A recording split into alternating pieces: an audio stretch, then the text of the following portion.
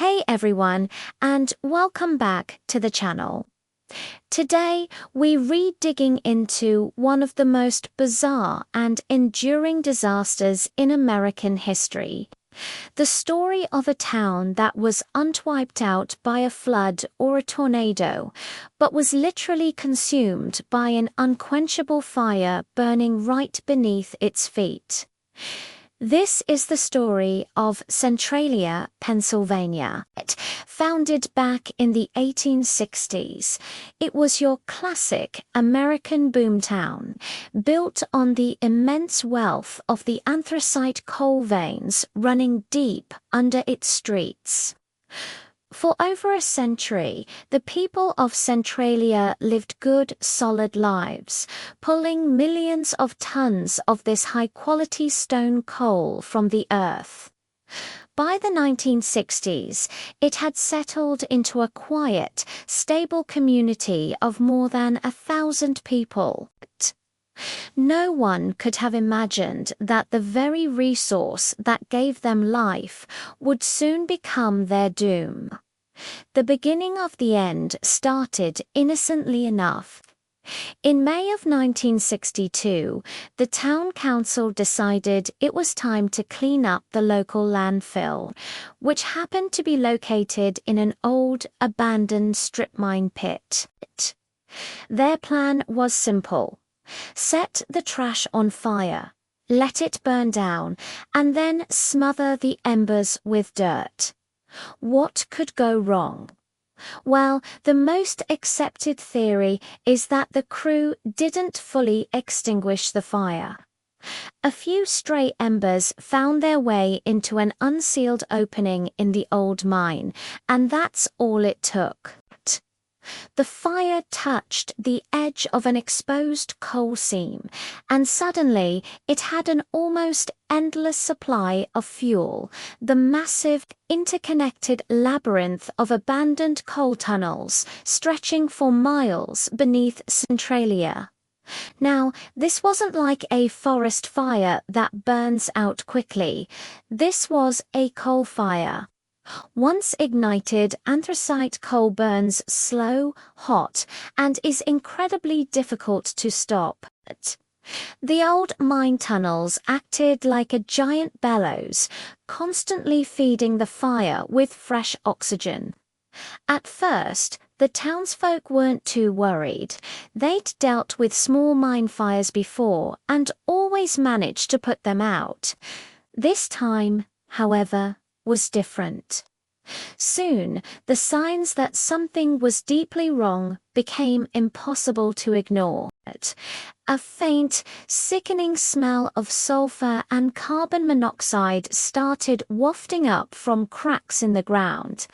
In the winter, the snow would melt in strange, unnatural patterns, leaving patches of sidewalk bone dry, while everything else was buried deep. The heat was literally rising from hell. The temperatures just inches below the ground soared to hundreds of degrees. Trees and garden plants began to wilt and die from the cooked soil. The air itself grew toxic. Families would be jolted awake in the middle of the night by their carbon monoxide detectors, screaming a warning of a silent, invisible killer seeping up through their basements and floorboards. Then came the moment that turned fear into outright terror. In 1981. A 12-year-old boy named Todd Dombowski was playing in his grandmother's backyard when the ground just vanished beneath him. A sinkhole, 4 feet wide and a terrifying 150 feet deep, opened up in an instant, nearly swallowing him whole. He only survived by clinging to a tree root until he was rescued. Todd's harrowing ordeal was the final wake-up call. The government finally understood that Centralia wasn't just dealing with a nuisance. It was sitting on top of a full-blown geological catastrophe.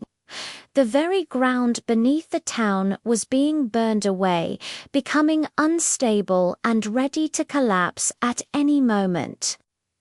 Over the next few years, massive and incredibly expensive efforts were launched to try and extinguish the fire. Engineers brought in heavy machinery to dig it out. They tried to smother it with clay barriers and flood the tunnels with millions of gallons of water, but nothing worked.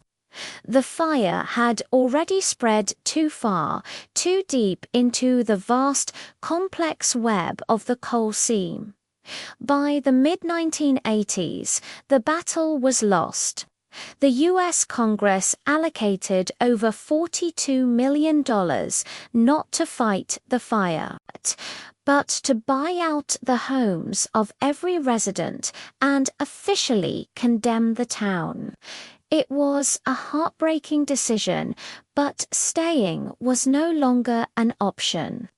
The vast majority of families packed their lives up and moved away, leaving their homes behind forever. Centralia quickly became one of the most chilling ghost towns in America. Houses were demolished, the post office was shuttered, and the zip code was revoked.